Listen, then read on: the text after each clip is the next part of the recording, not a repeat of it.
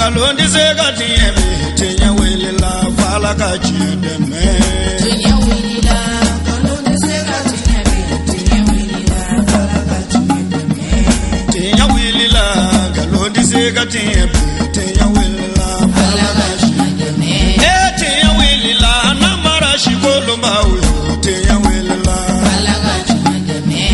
Tenya wele la saraga jugu bomori tenya wele la fala kachide me. Tenya wele la dabali jugu kemori tenya wele la fala kachide me. أعوذ بالله من الشيطان الرجيم بسم الله الرحمن الرحيم اللهم صل على سيدنا محمد الفاتح لما أغلق والقاتم لما سبق ناصر الحق بالحق والهادي إلى صراطك المستقيم وعلى آله حق قدره ومقداره العظيم أيها المشاهدون السلام عليكم ورحمة الله تعالى وبركاته أم بدأت تفشر في الله جبا أم بوفوك وليمان دونك دل الله سبحانه وتعالى في علاك هنا ناكا كشناك بركة الله كجدين نوكرنجلنا بلا جلنكا تجمع قيادات الروحية الإسلامية في مالي جروب ما نيما ياسو يسجي منك مالي فابا لا باماكو كبجوه كالوت لتا عني سباما كنا فوني منو مبورا ولا ويا كانو كولا سي مالي مرابولو كما با بلا جلنا أنا مسماو وحكمو كنا جوه كالوت لمغا عني سبا ودو ناسيكا سوكا وفي وني جروب ما يرى ما نيما سيد شريف عثمان مدان هيدرا ولا ساكو كرفو ولا سي وحكمو كنا سلام سابنغال لا سيكاسو ويسوغا مدا سيكيكي من كنا كان سيكاسو ما بچاما تومي كدامنا جروب ما نيما ياسولا سيكاسو نيما كالاو او كونسي انا ليماما وبلا جلن تومي كناكا سيكي كنتو يفهمي ويو دادو لا نيغا ولا سي بارا منو بوراي انجا جاكو شيريا أعوذ بالله من الشيطان الرجيم بسم الله الرحمن الرحيم الله نور السماوات والأرض مثل نوره كمشكاة فيها مصباح المصباح في زجاجة الزجاجة كأنها كوكب دري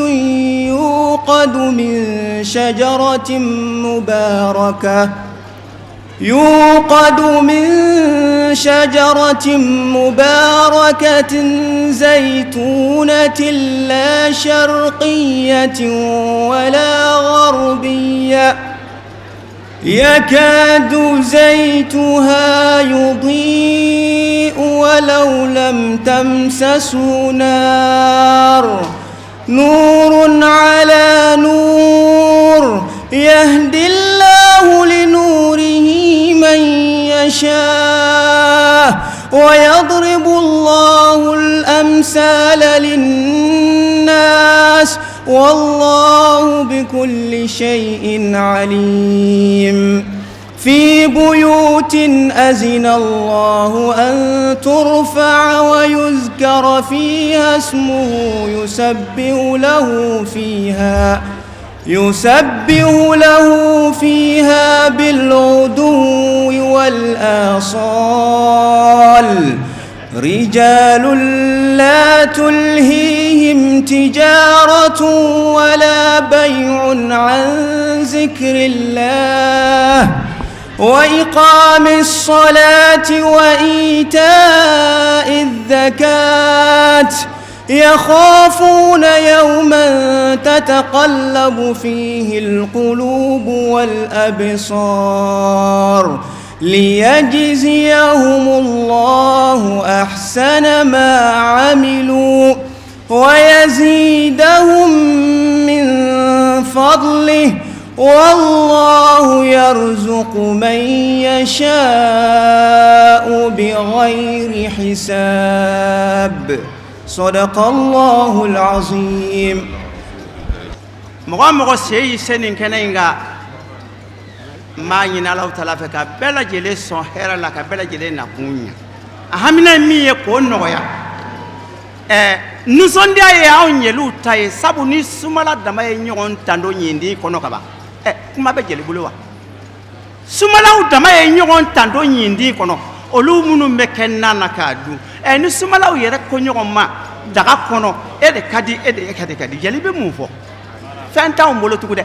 kabi dugu jɛra tontigidenw de b'a la ka tandoli kɛ ka dɔnkili da u duman nkalon tigɛ u ye tiɲɛ fɔ u b'a bɛɛ fɔra jɔn ma hɔrɔnkantigi min sigilen filɛ n'o ye sirifika ye u b'a la k'aw fɔ a de ba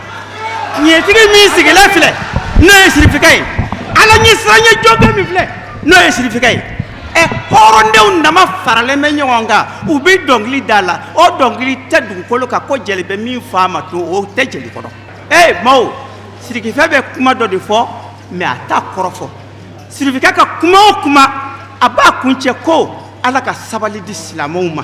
kɔrɔ de b'o kuma na mais a t'a kɔrɔ fɔ mais ne bɛna kɔrɔ fɔ aw ye sirifikɛ ka kuma kɔnɔ a ko diɲɛ tile o de ka diɲɛ don de ka ca mais ko diɲɛ tile man ca sirifikɛ ko ten a ka kuma kɔnɔ diɲɛ tile ye joli ye tile 3 diɲɛ tile 3 wahala tile 3 maninfin kelen tɛ 3 sɔrɔ a kɔnɔ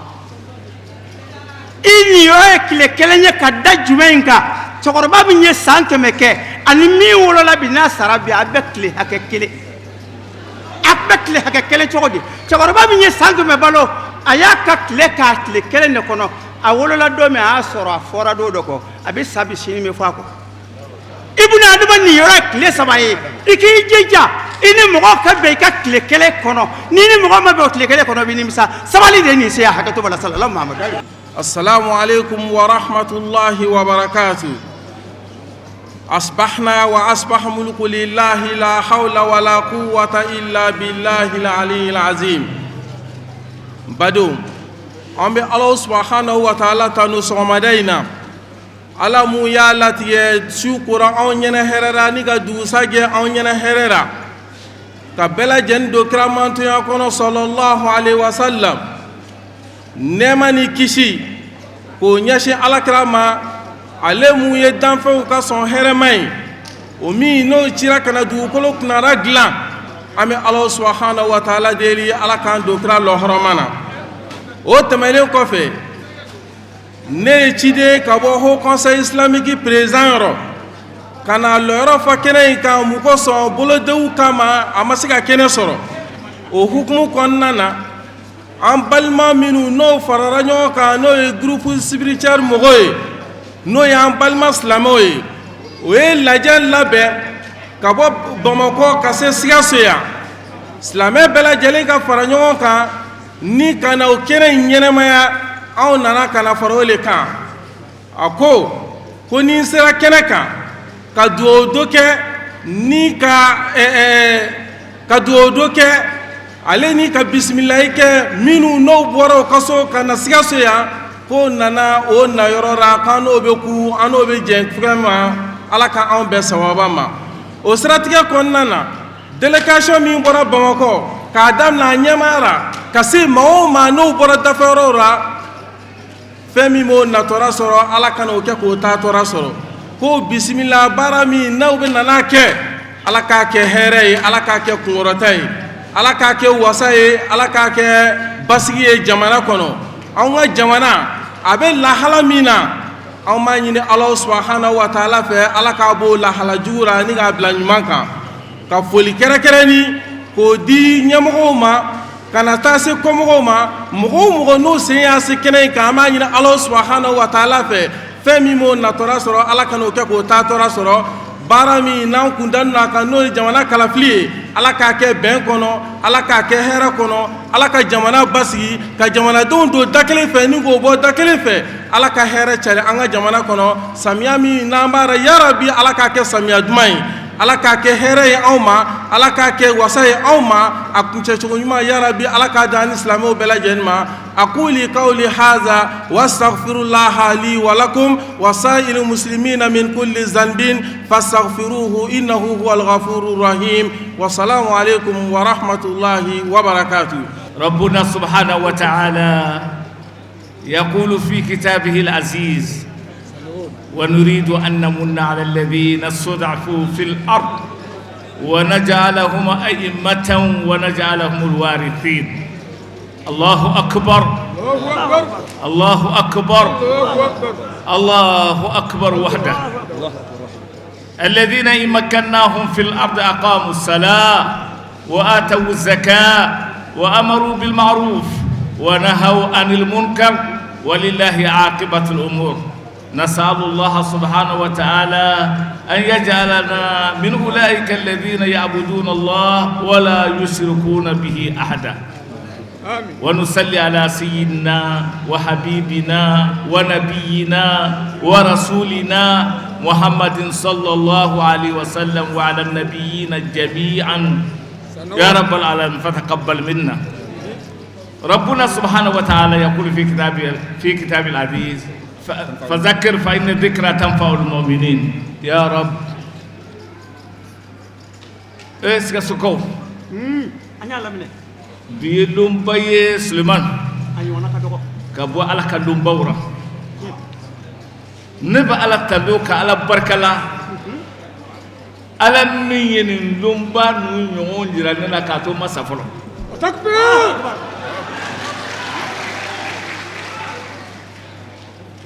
نننا كبو كلامولا peut-être avec ces sambina ne comment ma jamanana Burkina kase malima netunya be anga slamona sitat jamakulu dote gere nyona do makote nyona ante intéressé nyona yere eta do ka fam be islam kelini annana malikona ya kana sambina ne ka ambo tuwalira ambe ba takira an yere wallahi zamzami ne nana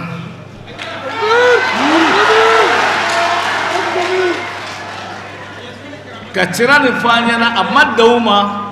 ka wuli kana ne ka du kono kana nkoroke ne ya koroke le anye kalanka yoro kelina kalamgo kelin fe me Allah Ta'ala baka bunye di mogo mi aja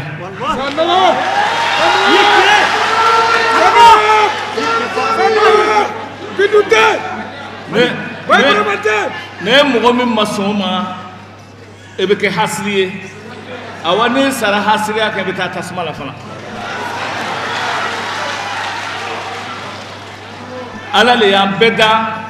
ما لا شك بأن الله فضل بعضنا على بعض ألا ينبدا ما كدف ساندوي زمزمين نفورك سوكونو كنا ترى فوري ينتا نقولون نانا نكما ما في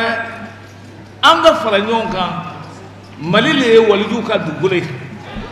ماليلي لون بغوكا دوغولي تيجاني يا كرام باو موت من لوكا دوغولو شازالو موت منا او مغو باوكا دوغولو donc o kofe mugo o temena me o kofe mugo be halsisa me o fara ni tenyo ka wallahi sanogo mbafe dinenye mugo be anga torobo ka tasrala weka no lekera sa kemenu ko ka ko on na ligne manga tey dina na balaw tey juguya tey foy tey sanogo akonna na mba fa ko srata ika fara anga kato bara ni mbese ka kacho mamali wallahi ne manik ma flag ne manik ma flagje parce que tien fora wallahi ne te hasiriye ne te yengoye na la be dawli ta tien kama ika ka tuwa ko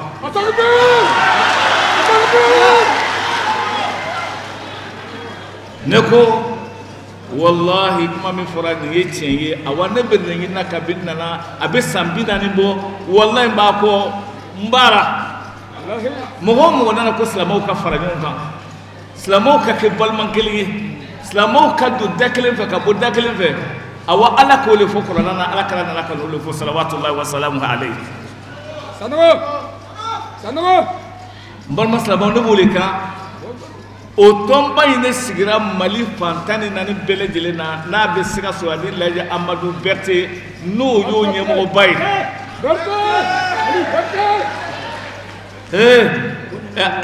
nantanye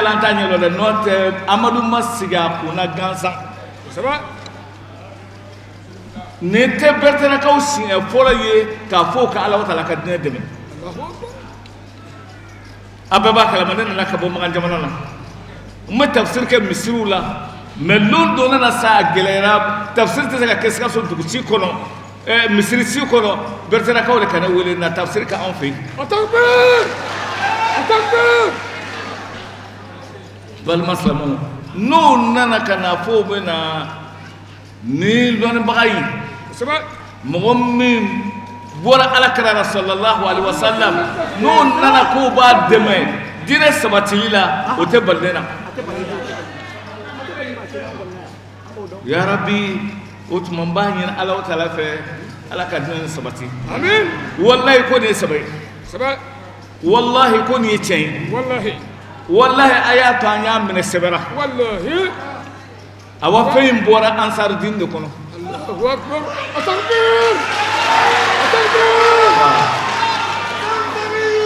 illa tansuruhu faqad nasarahu Ansar Din min qabl na aba Zamzami dɛmɛ n'a bɛ Sherifu dɛmɛ a k'a dɛmɛ n'a t'a dɛmɛ k'a dara mɔgɔw kun sɔrɔ mun y'a dɛmɛ kunu o tuma n'an y'a dɛmɛ an y'an ka wajibi kɛ Ala yɔrɔ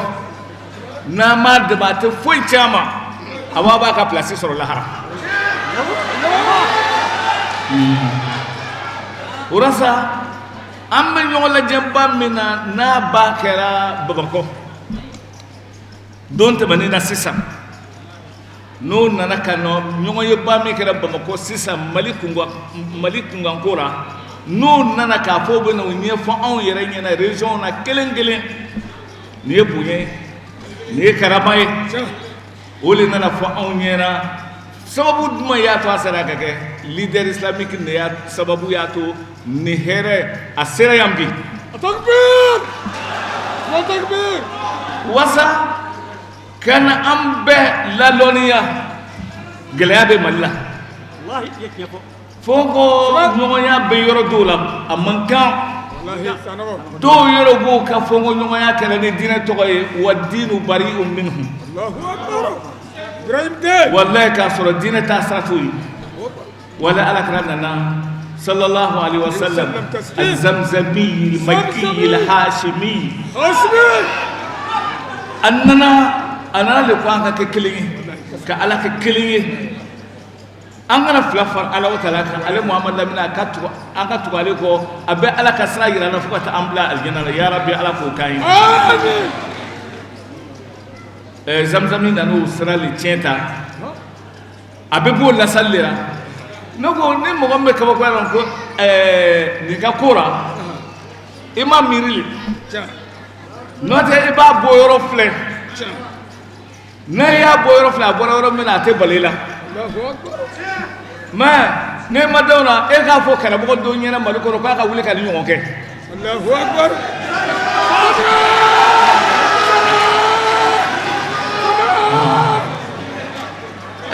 e k'a fɔ ko dɔ ka wuli k'a ɲɔgɔn kɛ a tɛ se ka kɛ awa Ala b'a ka fadulu di mɔgɔ ma min y'a diya n'Ala ye fɛn min laɲini mɔgɔ min ka kan n'a b'o d'aw ma k'a fanga d'a ma k'a hakili d'a ma k'a kegunya d'a ma wallahi ni jamaba min ye bi hali ni politique ɲɛmɔgɔ ko a bɛ nin kɛ tan ka bali ka na kunu ko nin yɔrɔ ka fa tan a tɛ se k'a kɛ donc o la wala an b'a la tanu an b'a la barika o nakun de ye yanni mɔgɔw ka fɛn o nakun de ye Mali bɛ gɛlɛya min na leader n'o ye silamɛ tɔnba ye n'a bɛ Mali fan bɛɛ lajɛlen na a bɛɛ ka fara ɲɔgɔn kan ka se ka Mali dɛmɛ ka Mali gouvernement dɛmɛ Mali bɛ se ka basigi cogo min ka bɔ nin fitinɛ na mais n'Ala sɔnna u nana ni kuranna de ye wallahi foyi tɛ kuranna dɛsɛ o tuma n bɛ dugawu kɛ aw ye Ansar Din n bɛ dugawu k'a ye a ye min kɛ Ala y'a ye ka ban a ye jija abu barka le dora silama wallahi ni ne dimisan nu yo kelbe ka finu nu kallo de ka bunyen la silama ya ka de wallahi na tura ka ni liman ya Allah taala be hina Allah na haralu ka tol ginana donc ka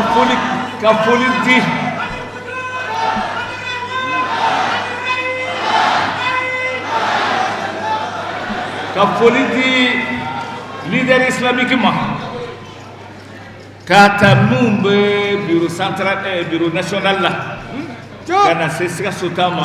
ani ka se Mali région bema amba befo aya to anye ko di mire sebara ani tesrila wallahi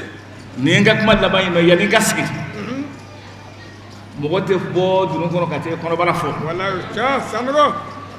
ala ya latige bi so madana zamzam ba antarabi kusuba yalla hamina do ba anna anye bara kagele akanga kele awamo wotese ga ke ala to ko dale tebi ka telia oye muye ba ni zamzami fe akadi aka korona dursioro ka an yere baba korona dursioro akadi aka université daila anye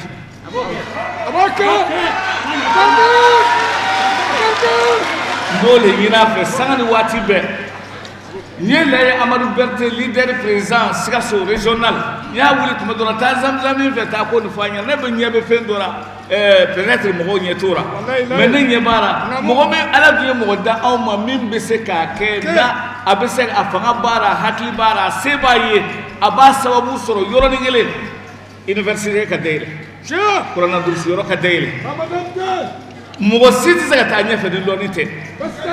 ne ko ina ka kuma labai أقول قولي هذا وأستغفر الله لي ولكم والسلام عليكم ورحمة الله تعالى وبركاته. جماعة نفسي لا أبلا جلنا. الله بركة دلهم كفى الله كرام روح كلام الله كراي كيشين دما جمانا. سلامة جمانا مسلم باو بلا جلهم فو. كرتة. مغو يا سينتا. Kama gesoba in kona ya bi ala ko barala aduna na dugulena anga fulba bela jeli anyama wana ko mo la mo mara tamlil mo mar bala bela ala ga fulba bela jeli malaw taala barkada kasir galaw taala barkada afu bi domba ina no edine bara dondoy kata shi boli ala ka dinɛ kan ala y'a ɲamariya fɛn minnu na ala batolen kɔfɛ fitinɛw lasali la sabali dili la mɔgɔw ma ka mɔgɔw hakili latigɛ o y'o baara ye leader tɔgɔ la Sikasso région bɛɛ lajɛlen leader tɔgɔ la n b'aw bɛɛ lajɛlen fo ala y'an jɛrɛ hɛrɛ kan sɔgɔmada in na ala k'a kun cɛ hɛrɛ kan minnu bɔra yɔrɔ wɛrɛw la ka na ala ka o ɲuman segin ala ka se n'aw ye hɛrɛ la an balimaw bi baara in bɛna boli mun kan mai kalo tɛmɛnen tile 13 n'a tile 14 an welela Bamakɔ diinɛ ɲɛmɔgɔw jamanatigiw dugutigiw an bɛɛ lajɛlen welela an ka diinɛ ɲɛmɔgɔba fɛ diinɛ kanu jɔn fɛ min y'a ka ɲɛnamaya di Alahu Taala ma n'o ye Sherif Usman Madani Hayidara ye ka taa tile 2 baara kɛ ka cikan da don an bolo k'an ka wuli k'o baaraw kɛ an ka Mali mara bɛɛ lajɛlen na n'o ye mun ye mɔgɔw bɛ sabali ta cogo di mɔgɔw bɛ ban fitini na cogo di mɔgɔw kanu bɛ don ɲɔgɔn na cogo di fitinɛ min bɛ jamana kɔnɔ kɔrɔnfɛla la sababu sɔrɔla cogo di k'a la sa wa région tɔw bɛ se ka lakana cogo min na ni fitinɛ in kana don yen ka tila k'a fɔ an ɲɛna kalata bɛ nana se an k'a fɔ he anw tɛ fitinɛ fɛ an ka jamana kɔnɔ aka hakili sigi ni lafiya ni foko ɲuman kɔnɔna la fitinɛ wɛrɛ kana wuli bilentu min bena sigi gɛlɛya adamadenw bolo jamana in kɔnɔ n balimaw n'i ko k'i bɛ balo la ɲɛnamaya la i bɛ kabakolo ni dugukolo farancɛ de la kabakolo b'i sanfɛ i bɛ taamana dugukolo kan i tɛ se ka sigi k'a fɔ k'i b'i bolo fila de jan ko Alahu Taala bɛna sanukuru de bila ka na bin i tɛgɛ kɔnɔ wala miliyari bɛna bin i tɛgɛ kɔrɔ k'i ka adamadenya ja ka lafiya d'i ma o tɛ dɛ o kɔrɔ de ye i ka jɛn ni Alahu Taala ka latigɛ ye a ɲuman n'a juguman hɛrɛ min mana d'i ma i lajarabila kɔnɔ i k'a minɛ cogo ɲa tɔɔrɔ min bɛ na i k'a wuli cogo ɲuman ɲini ni hakili ni limaniya ye n bɛ serifukɛ hakili latigɛ n y'a fɔ a ye ko kunu Sikaso leader kɔni anw bɛ baara la laɲini min tala an b'a minɛ fa fitinɛ lasali kama Sikaso mara yɔrɔ caman bɛ yen fitinɛ babaw bɛ yɔrɔ min na dugukolo ko la n sen jɔra yɔrɔ bɛɛ lajɛlen na ko hey a ye sabali seere bɛ naso in kɔnɔ ye Sikaso mara kɔnɔ jamanatigi kabila tɛ Sikaso mara yɔrɔ si ni ma yala ka se a si ma ni ka ciden ma se a si ma a y'a to an ka wuli an ka bolo fara ɲɔgɔn kan an ka bɔ ɲɔgɔn kalama Ala ye jamakulu min kalifa anw ma an bɛnbaw ma n'an b'olu nɔ la an k'o minɛ cogo ɲɛ an ka hakili ɲuman nin kɛ k'o don senkɔrɔ pour que fitinɛ bɛ saba jamana in kɔnɔ an kana to jamana in sigi ka gɛlɛya a bɛɛ ka adresse bɛ n bolo Sikaso mara jamanatigiso n'a dugutigilaka bɛɛ lajɛlen a bɛɛ ka adresse bɛ n bolo a bɛɛ bɛ n lakodɔn n'i y'o wele fana u bɛ na u sigilen b'o kan donc Serifu k'a dɔn k'a fɔ a bɛ baara min na Sikaso leader sɔnn'a ma wa anw y'a daminɛ fana an b'a baara la n'Ala sɔnn'a ma a k'a jigi sigi Sikaso kɔni na Sikaso kɔni leader ta ye o ye sira sɔrɔ inshallah a yɛrɛ barika la an balimaw leader kalekan ye mun ye fitinɛ ka bɔ jamana kɔnɔ ka sababu ɲumanw ɲini ka faamuya ɲuman di mɔgɔw ma gɛlɛya minnu bɛ yen olu bɛ se ka bɔ hadamadenw kan cogo jumɛn Mali kɔnɔ kɛcogo ɲuman na an bɛ tile min na sisan Mali bɛ balolen circonstance fila kɔnɔ bayna zarfayn zarfu zaman wal makan circonstance de temps et de lieu circonstance jumɛn bɛ yen zaman jumɛn bɛ yen fitinɛ bɛ yen gɛlɛya bɛ yen hakilisigibaliya bɛ yen tɔɔrɔ bɛ jamana kɔnɔ dɔw yɛrɛ bɛ yɔrɔ dɔ la Mali yɔrɔ dɔ la o tɛ sunɔgɔ ni dugu kanbɛlenw ma bɔ ka dugu garder ka si maakɔrɔbaw ni musow ni denw ka se ka sunɔgɔ Ala k'a bɔda ɲuman d'an ma o ye zarfu zamani zarfu maka a bɛ yɔrɔ jumɛn de a bɛ Mali de kɔnɔ wa fura wɛrɛ t'a la foyi tɛ se k'a bɔ Mali kɔnɔ ni maliyɛnw tɛ ni maliyɛnw n'anw yɛrɛw tɛ bancogo tɛ nin na faama mɔgɔ si tɛ se k'i dusu gasi k'a fɔ ko ne de bɛ se ka Mali fitinɛ ban ko ne kelen bɛ se ni ni jama tɛ ɲɔgɔn nɔfɛ baara foyi tɛ se ka kɛ o tuma o bɔda ɲuman si tɛ jamana in bolo bilen tun ni leader tɛ a ka ɲɛmɔgɔ ɲuman nɔfɛ n'o ye Serifu Madama Hadara ye a yɛrɛ ŋaniya n'a bɔkolo kama Ala bɛ fɛn ɲa wa a bɛ ɲa fana a ɲalen don a ka hakili latigɛ aw la an kɔni b'a jira Sikasokaw la bi baara in bɛna boli ma bɛ mɛn tɛmɛnen tile fila baara min kɛra Bamakɔ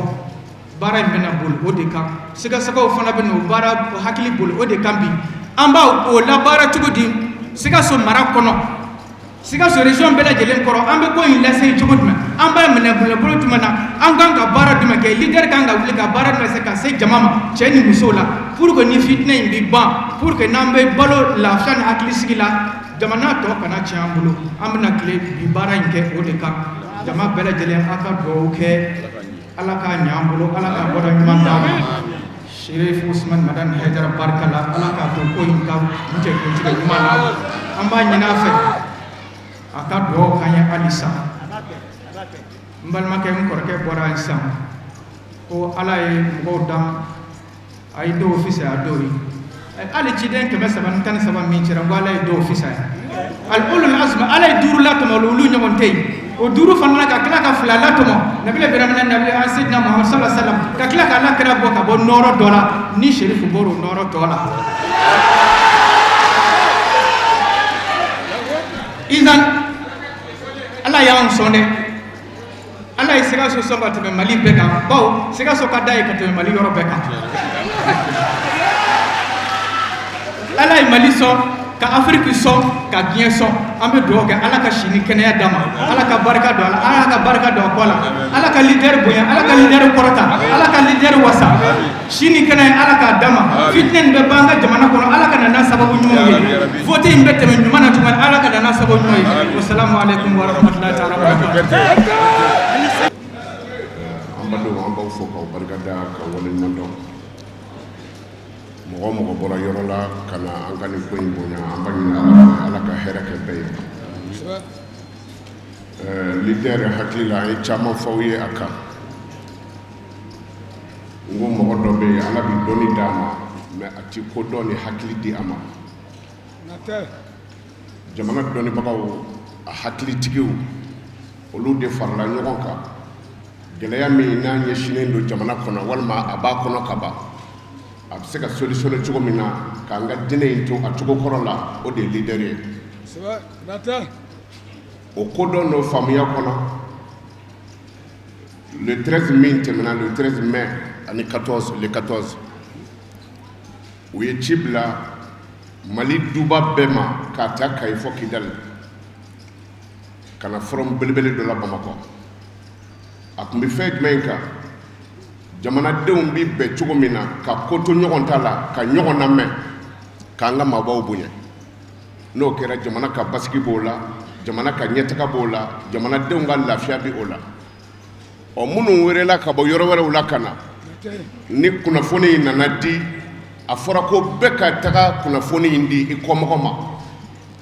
alhamdulillah ni ci taara se u ma o kumana a kanunen don a ka kɛ Mali yɔrɔ bɛɛ lajɛlen la ala sɔnna Sikaso de kɛra a fɔlɔ ye o bɛ Sikasokaw ka cɛsiri de jira a b'u ka bonya de jira nin baara in faamuni fana a b'o jira an ɲɛmɔgɔ Usman Sherif Madan Haidara ala ye fɛn dɔ di Haidara ma a fanga ka bon kosɛbɛ dɔnni dama tɛ faamuya dama tɛ ala ye Haidara sɔmi janya kojugu jamana bi crise min kɔnɔ nin ye bi Haidara kelen de y'a kɛlɛ kɛ kunu a ka ca san 15 ye ka sɔrɔ a ma se mais bi an filɛ o kɔnɔ nin ye gɛrɛgɛrɛ min kun bi kɔrɔn fɛ fana sentigɛ ni bolotigɛ ni maafa ale de y'a kasi kɛ fɔlɔ k'a kule kɛ fɔlɔ mais sɔnma k'a ta ma joona nka alhamdulillah an y'a ye min don sɔn kɛra a ma kuma caman bi fɔra a fɔra ko a mago bɛ kuluba la ni kulu ko ko don banko ni kulu bɛ yen a b'o kunna ye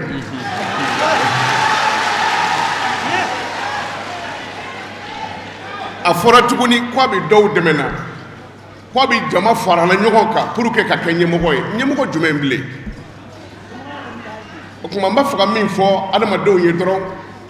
an karamɔgɔ jɔra yɔrɔ min na lideri cɛba kelen kelen bɛɛ ka jɔ ye o ye jumɛn ye la tahrik nafsaka bima yuqalu anka mɔgɔw bɛ min f'i kɔ u bɛ lagosi min da i kan ka n'i dusu kasi ni o ye i k'a dɔn ala bɛ dusukun dɔn wa u bɛ jɔn wasa a fɔra ko a ye mɔgɔ dɔw jira an karamɔgɔ ma mɔgɔ jira a m'a bolo kunjɔ mɔgɔ la an ma sɔmi ala fana k'a fɔ a bɛna karisa jira mais a ka wulikajɔ in kun bɛɛ ye jamana bɛ se ka basigi cogo min na aw ni ne an bɛɛ b'a dɔn leader n'a tagara cogo min n'a tagara ɲɛfɛ an bɛ kɛ cogo min na an bɛɛ b'a dɔn kuma na an bɛ foli di bɛɛ ma sigi kuntala janyana kɛrɛnkɛrɛnnenya ma an bɛ Sikasokaw fo leader kuma bɛ fɔ don min na an yɛrɛ kun siranna yɔrɔ min tiɲɛ yɛrɛ la k'a fɔ a yɔrɔ in ka gɛlɛn kosɛbɛ o de kun ye Sikaso ye mais bi Sikaso ye leader faamu ka tɛmɛ Mali bɛɛ kan o de kosɔn a baara o baara bɛ yen a baara fɛn o fɛn bɛ yen Sikaso de fɔlɔ bɛ wuli ka jɔ an ko terrainko la Sikaso fɔlɔ de la ka terrain di ala sɔnna tilegan na fana surɔ fana an balima dɔ taara 2000 di an ma ko terrain min dira leader ma ko nin y'ale ka bolomafara ye ko ka dugawu k'a ye wala an bɛ tila ka min fɔ o kɔfɛ an bɛ dugawu kɛ jamana ye Mali bana ala k'an kisi a ma n'o ye Mali diinɛ bana ye Mali diinɛ bana ye jumɛn ye ni kuma fɔra dɔrɔn bɛɛ bɛ content mais n'an taara an dan ka sow kɔnɔ a bɛ da yen an ka o bɔ nin baara in na i ye min mɛn leader la yan n'i taara yɔrɔ o yɔrɔ hali buguda la leader ka hakilina ye min ye jamana ka ɲɛtaga la ani jamanadenw ka lafiya la kana sigi n'a ye a fɔ kuma jɔyɔrɔ ka bon kojugu kuma kosɔn mɔgɔ bɛ jamana ci kuma kosɔn mɔgɔ ma fa bila kumana an b'a ɲini kumakɛlaw fɛ u ka kuma ni kodɔn ni faamuya ye ne bɛ kuma ɲɔngiri yan k'a ɲini ala fɛ tɔn ye ala ka taga ɲɛfɛ ala ka hɛrɛ k'an ye ala k'an laban ɲɛ ni ala kira hɔrɔma ye sɔli ala rasul bi ye donba ye an bolo Sikaso bi cɛ kelen min tɔgɔ ye Mali labɔ n'a ye Mali kɔ bɛɛ minɛ o de bɛ an fɛ Sikaso bi n'o ye Cherif Madani Aidara ye a bisimila Sikaso a ye Sikasokaw kanu awa Sikasokaw y'a kanu yanni bɛna don kuma na n bɛ foli di an ka gouverneur de région ma ka foli di an ka commandant ma ka foli di an ka maire ma n'o bɔra ka foli di an ka Sikaso tu tigɛbagaw ma ka foli di an ka dugutigilakaw ma ka foli di diinɛ ɲɛmɔgɔ fɛnw bɛ Sikaso ka foli di o bɛɛ lajɛlen ma ka foli di Boubacar Medina ma a bɛ baara min kɛra diinɛ tagabolo fɛ Sikaso na a ma don mɔgɔ si la kalanso dɔ b'o la awa k'an waju don o don a b'o baaraba la don o don k'an don fɛn na n'o bɔra yen an bɛ foli di an ka Sikaso région groupement leader religieux président ba n'o ye El Hadj Amadou Berté ye n'ale de en même temps kɛlɛtigɛla alimamiba ye Amadou Berté bɔra bulonda min na a ma don mɔgɔ si la Sikaso yan Amadou Berté yani indépendance kɛra Amadou Berté fa de tun ye chef de canton dɔ ye Sikaso yan n'o kuma wele Abdourahmane Berté donc Amadou Berté b'o nɔ na bi sitani wulila Sikaso yɔrɔ yɔrɔ yan e bɛ Amadou sɔrɔ yen nɔ bɛɛ bɛ se ka k'o seere ye an mun yɛrɛ dugutigilakaw ye gɛlɛya y'an sɔrɔ yan nɔ Amadou ye baara min kɛra ala de bɛ se ka sara donc an bɛ foli di Amadou Berté ma n'o bɔra yen sisan ka foli di an ka Seriba yɛrɛ ma Seriba min sigini filɛ nin ta kabini ala y'a dan a ko ka mɔgɔw fɔ ka don ɲɔgɔn na de Seriba kelen nin ye diinɛ ɲɛmɔgɔw wele Bamakɔ kalo mois de mai tile 13 a n'a tile 14 tile 2 diinɛ ɲɛmɔgɔ bɛɛ tun ye ka bɔ Kidali fana yɛna an Sikasokaw yɛrɛ tun ye représenté bɛ Amadou Berté ye anw représenté nɔ ne tun b'a diɲɛ na Abdoul Berté tun bɛ yen Dramane Keita tun bɛ yen nɔ tile 2 an ye kuma fanfari kɛ diinɛ ɲɛmɔgɔw tun bɛ yen chrétien ɲɛmɔgɔw tun bɛ yen chef coutumiers tun bɛ yen dugutigilakaw tun bɛ yen fɛn o fɛn gɛlɛya ye Mali kɔnɔ ala barika tile 2 nan da sera bɛɛ lajɛlen ma ayiwa o sababu bɔra cɛ kelen min na o ye Cherif Aidara de ye an bɛ min ɲinina ala k'an sago k'an ye ala ka maliɲɛw don da kelen fɛ k'an bɔ da kelen fɛ mun bɛ fanga ɲini na ala ka fanga nɔgɔya min bɛ se ka Mali ka gɛlɛya wuli ala ka fanga nɔgɔya tigɛ ala sago merci. Sikɛ ne ni aw kan an bɛ nabaga bɛɛ lajɛlen fo yɔrɔjanamɔgɔw ani yɔrɔ surunamɔgɔw ani minnu dusukun bɛ n'a y'an ka kɛnɛ in kan n'u m'an ka kɛnɛw sɔrɔ an b'a fɔ ko bɛɛ bisimila aw bɔra aw ka so ala ka bɛɛ segin a ka so hɛrɛ ani baden na ka taa denbaya sɔrɔ hɛrɛ la o kɔfɛ an tɛ ɲina an karamɔgɔ kɔ Cheikh Cherif Ousmane Madani Haidara a n'a ka délégation k'a ka bonya to a yɛrɛ la ka wuli ka na anw fɛ Sikaso groupement mɔgɔw tɔgɔ la musow tɔgɔ la an bɛ foli d'a ma k'a fɔ ko ani ce ani cɛsiri an bɛna min ɲini a fɛ Haidara y'a to Ala ye k'a fɔ Ala ye k'a kɛ Ala ye an b'a dɔn kama b'a la kama bɛ ani Ala cɛ a tɛ foyi fɔ Ala ɲɛnɛ ni Ala bɛ ban k'o jaabi o danaya b'an dusukun na an b'a ɲini Ala fɛ a ka dugawu kɛ an ye an ka jamana bɛ na élection min kɛ sisan Ala k'a tɛmɛ hɛrɛ ni baden na o kɔfɛ siya kɛlɛ min bɛ anw ka dugu kɔnɔ o ye musow ka hami an ka jamana kɔnɔ an ma deli a la a ka dugawu kɛ minnu kɛra Ala k'a da o ma Ala kana dɔ wɛrɛ kɛ an ka jamana kɔnɔ ka jamanadenw kɛ ka ɲɔgɔn kanu filaw ni bosow cɛ kulonkɛ de b'u ni ɲɔgɔn cɛ ani kadɔw kulonkɛw de b'u ni ɲɔgɔn cɛ n'i y'a olu bɛ ɲɔgɔn na bi k'o ye musow haminankoba ye yan'a ka bɔ yan an dalen b'a la a tɛ foyi fɔ Ala ɲɛna n'a bɛ ban a ka dugawu kɛ an ye fɛn fɛn bɛna fɔ kɛnɛ in kan Ala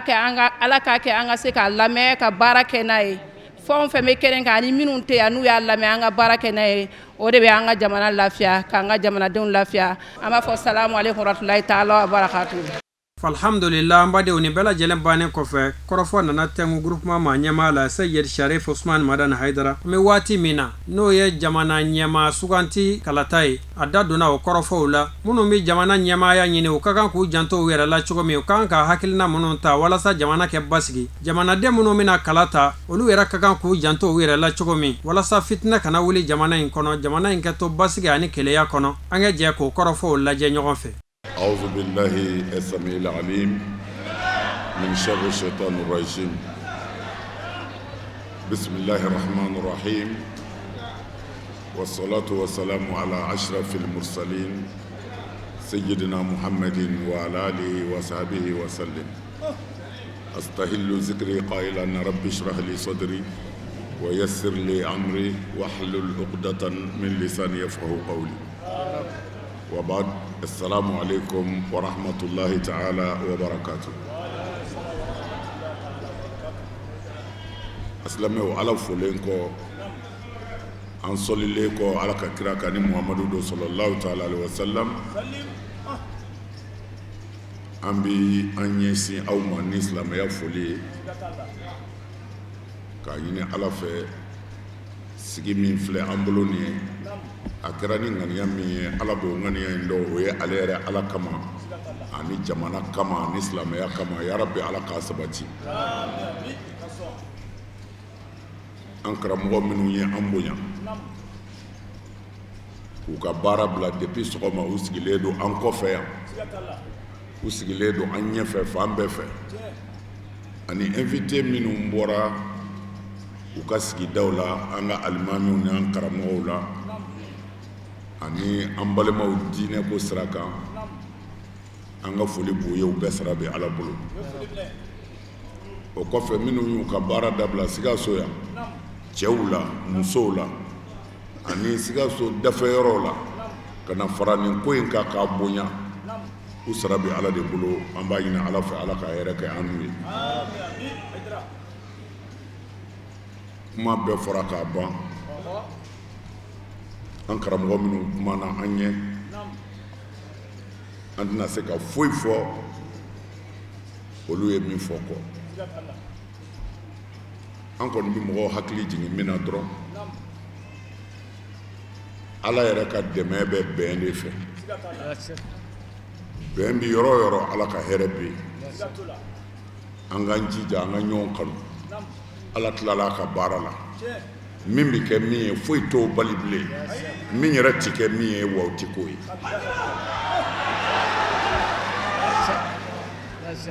n'an y'o faamu n'i sabalila ka to Ala ka latigɛ kɔfɛ Ala b'i bonya i ti dɔgɔya o la an nisɔn ka di an balima Sikasokaw ka nin wulikajɔ in ani ka nin cɛsiri mais an bɛ ka nin bɛɛ kɛ Ala de kama ani an faso fɛn caman kɛra la filaw dɔgɔnɔw bosow fɛn caman bi jukɔrɔ min tɛ nin si ye pour que bɛn bɛ se ka sabati gouvernement t'a kalama o ka dɔrɔmɛ t'a la gouvernement t'a kalama o ka dɔrɔmɛ t'a la an filɛ min ni sigi min na sisan anw de y'a ɲini région k'a kɛ bɛn bɛ se ka na yɔrɔw la cogo min na silamɛw ka don da kelen fɛ ka bɔ da kelen fɛ o dama tɛ maliyɛnw ka bɛn an ka nafa bi bɛn dɔrɔn de la minnu bɛ fanga ɲini u taa ni mali tigiya cɛ o u taa ni maliyɛn cɛ o a mara bɛ minnu bolo u tɛ mali hɔrɔn ye ka tɛmɛ an kan o mais bɛɛ n'i ka baara don anw ka baara ala y'o ɲɛsin diinɛ de ma fanga chaise ala y'anw sigi min kan faama yɛrɛ t'o sɔrɔ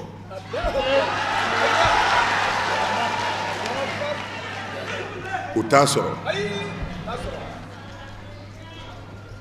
Sikaso bɛɛ ko Bakari Madinɛ a votera de vote ma kɛ k'a kɛ Bakari Madinɛ ye o ala de y'a k'a ye wa a bɛ sa ten fana n'i y'a fɔ o don n'i m'a fɔ a bɛ fɔ anw b'o pilasiw de la i ni ki san dɔ tɛ se k'a fɔ ko karisa ka fanga waati dafara an bɛna vote kɛ o ye diɲɛ ta ye ala ye min d'i ma vote tɛ kɛ o la o la ala b'a dɔn anw mago tɛ fanga ka chaise la an sigira ala ta kan kaban mais an mago bɛ an faso la ninnu bɛɛ bɛ girin bi ko an bɛ fɛ ka mali mara olu de sera ka bɔ k'u bɛ fɛ k'a mara kɛ mais a yɛrɛ ka kan n'a ye o mais aw ma bɔ o tɛ baasi ye mais an ye min ɲini sisan anw ye min wajibiya ne hakili la ni tiɲɛ bɛ jamana kɔnɔ a bɛ dan ye a ye vote kɛ a ye taa élection na mais majorité opposition leader bɛ min ɲini aw fan fila fɛ jamana basigili ni jamana sumali kama a kana sɔn fiyewu ka élection in kɛ fɔlɔ fo a bɛ fɔ min ma ko tiɲɛ dafara ko namara tɛ se ka kɛ an bɛɛ sɔnna a ma a kɛcogo ye nin ye n'o dafara tuma min na a ye taa nka ni jaabi min kɔni bɔra sa a jɛnnen ni taali ye ko tiɲɛ bɛ yen a ye sɔn o ma a kana fitinɛ wɛrɛ wuli jamana in tɔ tɛ bɛrɛ ye mais min mago b'a la o mago t'o la o rebelle bi kɔrɔn fɛ camancɛ bɛɛ minɛna mali yɔrɔ caman bɛ yen bi mɔnɛ de don e bɛna ɲinɛ ko est-ce que vote bɛ se ka kɛ vote ko bila sɛnɛ yɛrɛ de ma se ka kɛ yen a jamana si la maa si ma se ka daba ta ka sɛnɛ kɛ fan bɛɛ minɛnen don ka jamana yɛrɛ to nin tasuma in kɔnɔ n bɛ fanga ɲini o ko wulila o ti baasi ye a ka bila bolo kelen kan bɛɛ k'a yɛrɛ sɔrɔ mais a y'aw kɔlɔsi jamana min tɛ bɛrɛ ye bilen a fan bɛɛ minɛna a tɔ ye yɔrɔnin min ye juguw b'aw kɔnɔ dɔrɔn aw ka fitinɛ wuli u k'o tɔ fara a kan o la ne ma da la u yɛrɛ ɲɛ bɛ ko in ndan na ne ma da la alors o jamana man kan ni fitinɛ ye tuguni a kan ka lajɛ de bɛn bɛ don cogo di gouvernement kan ka wuli ka jɔ bi de sɛnɛ bɛ se ka kɛ cogo di bɛɛ ye foro bila bɛɛ y'i ka foro bila ça c'est trop alors jamana min bɛ ka taa nin bolo in kan i ti foyi mɛn élection ko de bɛ senna na ka n jira a ye n da problème t'a la o ka kɛ mais dɔ ka ta sa mɔgɔw k'u yɛrɛ sɔrɔ mais a ka kɛ bɛn kɔnɔ a kana sɔn mɔgɔ si k'aw su ka kɛ fitinɛ kan a yɛrɛ tɔgɔ la mali bi yɔrɔ min na bi an bɛ yɛrɛ ɲini yɔrɔ de la islamisiw ni marifakisɛ de bi yɔrɔ la u ka ka adamadenw ni bɔrɔndɔ dɔrɔn ayiwa juguya ni janfan fana donna filaw ani kadɔw ni bosow cɛ k'a fɔ ko siya ko kɛlɛ galozi tɛmɛ da kan siya ko kɛlɛ tɛ Mali la yan sigiɲɔgɔn kɛlɛ de tun bɛ yen wa o ye Mali laada kɔrɔ ye o tɛ Mali dama ye o ye diɲɛ laada kɔrɔ ye sɛnɛkɛlaw ni filaw c'est-à-dire walima i k'a fɔ bagantigiw ni sɛnɛkɛlaw kabini Ala ka diɲɛ da olu tɛ ɲɔgɔn na wa bagantigiw ni sɛnɛkɛlaw bɛ ɲɔgɔn na mais mun b'a nɔgɔya fo tribunal sɛbɛ ka ye anw ye u bɛɛ wele ka na Bamakɔ gouvernement ka dɔrɔmɛ t'a la gouvernement t'a kalama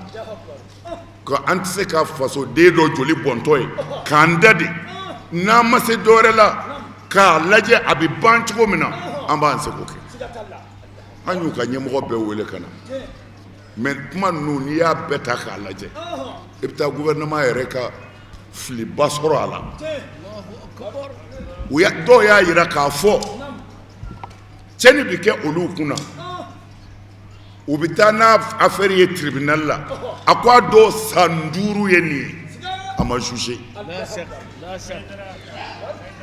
n'u nana a bɛ fɔ a bilala nin don in na n'u nana a bɛ fɔ a bilala nin don in na mais u nana tribunal la ko parce que ne ka ɲɔforo bɛɛ dunna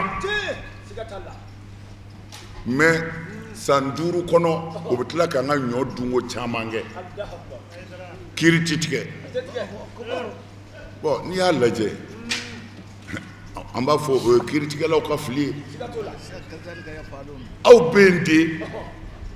jamana ka basigi tribunal bɛ yen o de kama ka jotigi ka jo sama k'a d'a ma ni tribunal jɔra o jɔyɔrɔ la fila kɛlɛ ni kadɔ kɛlɛ ti kɛ force dɔ de bɛ jamana na o force in ni min y'o sɔsɔ fo o k'a dɔn i ye fɛn dɔ sɔsɔ o tɛ jamana o jamana na i ti sigi alors n'a fɔra bɛɛ min ka di min ye bɛɛ k'i ta kɛ o ye jamana halakilen de o bɛ laban mun na Ala k'an bɛɛ kisi an yɛrɛ ka tila ka ɲɔgɔn fa ka ɲɔgɔn ban Mali b'o sira de kan mais ni Ala sɔnna a t'i bɛn o dingɛ kɔnɔ an b'a kunbɛn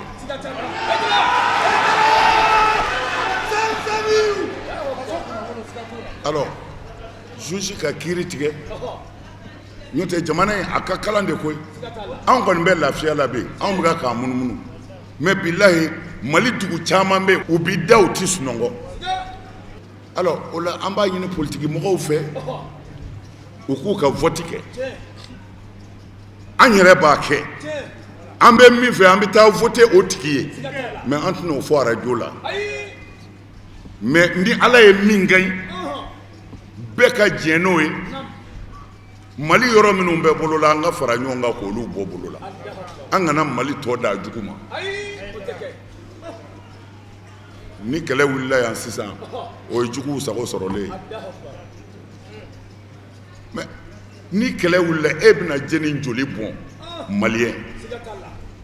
jɔnni bɛna faga muso dɔ den an kan ka kɛ hakilitigi ye an man ka sɔn fitinɛ maa si k'an su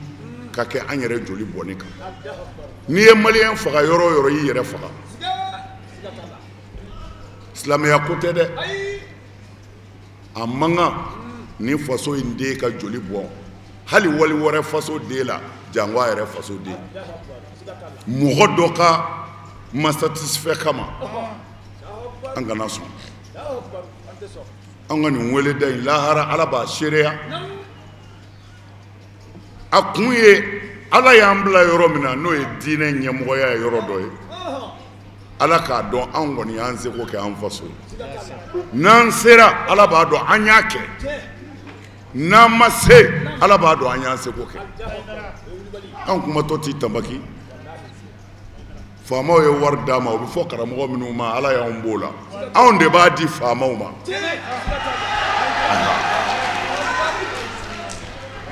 tɔɔrɔ o tɔɔrɔ ye jamana in sɔrɔ yan anw ka miliyɔn caman taara a la k'a 10 da n'a 20 n'a 30 jate k'a d'u ma alors anw kumatɔ ti tanbaki faama tɛ mali kɔnɔ a ma kɛ kunu a tɛ bi min b'anw ka to dun cogo dɔn walima i b'an ka ji min cogo dɔn a tɛ yen an bɛ min kɛ an b'a k'an faso de o la Sikasokaw an b'aw fo ne yɛrɛ ye Sikasoka ye Wulibali don Alakira sallallahu alaihi wasallam a bangena Maka de o mais a labanna yɔrɔ jumɛn Madina fo ka Madina boɲɛ ni Ala ka alikaba yɛrɛ tɛ Madina bɛ Maka ɲɛ jeni kama Seydou Roussou mais mun y'a kɛ Madinakaw Sikaso ye ne ka Darul Hijra de kira kamana gane bɔra Maka kana Ala nana ɲɛ suma Madina Sikaso ye ne ka Darul Hijra de a gana ne bolo Sikasokaw de farala ɲɔgɔn kan ka taa ne ta kana yan k'a fɔ Haidara an kɔni b'i fɛ u y'o layidu min di a ma bɔrɔtɔ yan ye ne ka so de ye o tuma na ni nin baara in kɛra Sikaso alhamdulilayi an wasara ka tila k'a kɛ an kanubaa dama dama fɛ n'o ye leader président ye Sikaso ani an karamɔgɔ n'o ye Bakari Madina ye u sara bɛ Ala bolo ani an karamɔgɔ tɔw olu bɛ kɔfɛ bɛɛ tɛna se ka kuma n'o tɛ cɛw bɛ kɔfɛ ni kuma dir'u ma olu bɛ se ka min fɔ an tɛ se an yɛrɛ b'o dɔn an b'a dɔn karamɔgɔw bɛ yan ni kuma dir'u ma bɛɛ bɛ wasa wallahi mais waati dekun ni waati koron kama an bɛ Sikasoka bɛɛ fo k'an karamɔgɔw fana fo komi a fɔra cogo min na o ye ka baara nɔgɔya mɔgɔw bolo baara in dilanlen don cogo min na président n'a ka bureau de bɛna résolution kalan ɲɔgɔn ye ka sɔrɔ ka mun kɛ u b'a baara cogo di baara cogo di wɛrɛ tɛ o politiki ɲɛmɔgɔ minnu bɛ yan ka se u ma u n'u ka sigi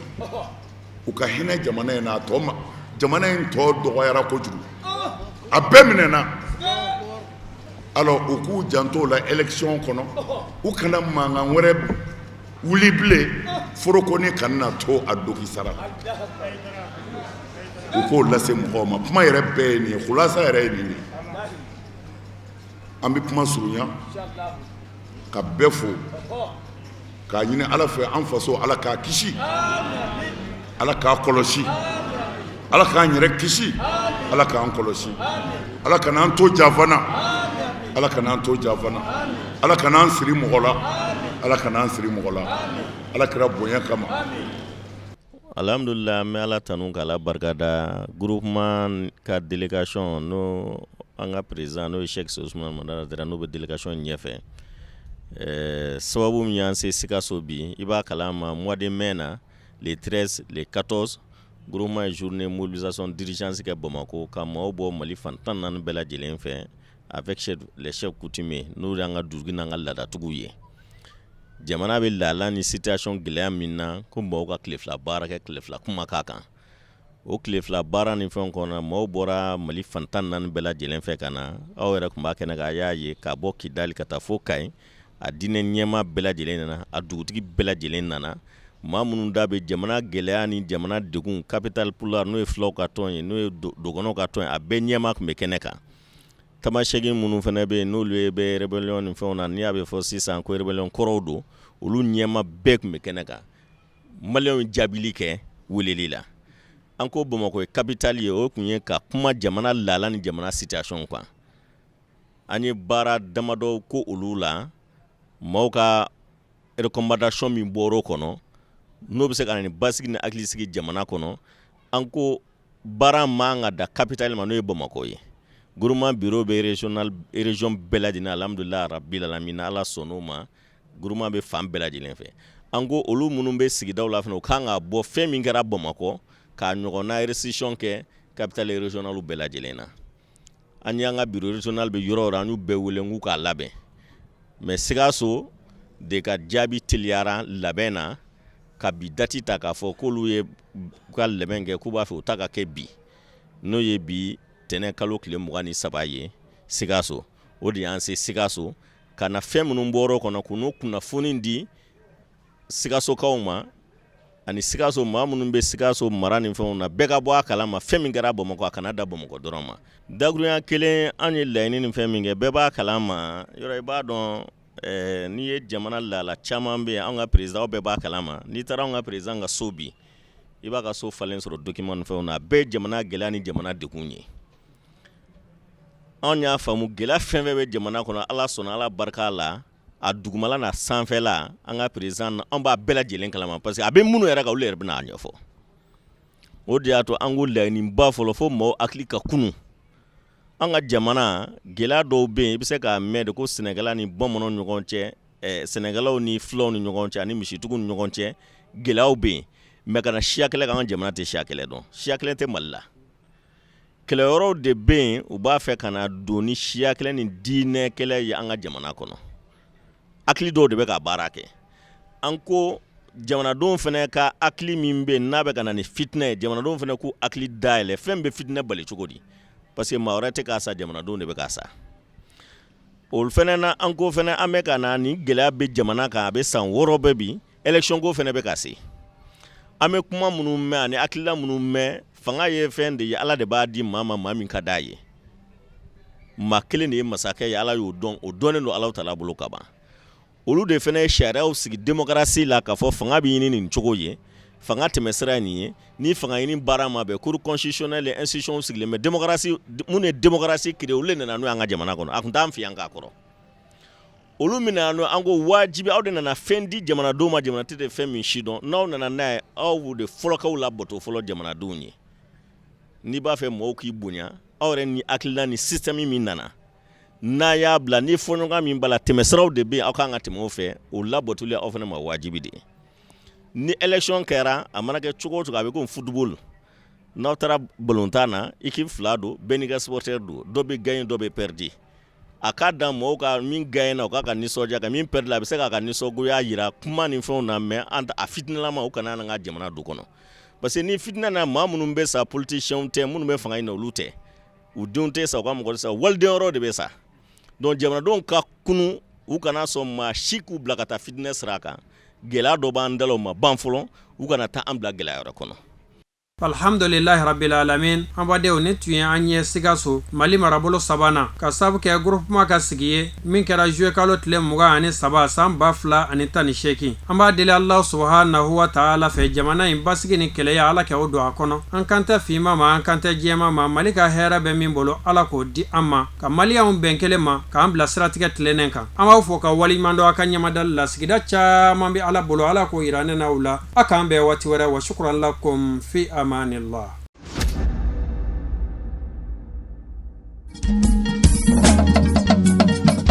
Tinya wilila hangalondi zega tinyebe Tinya wilila falaka chideme Tinya wilila hangalondi zega tinyebe Tinya wilila falaka chideme Tinya wilila hangalondi zega tinyebe Tinya wilila falaka chideme Tinya wilila namara shikolomba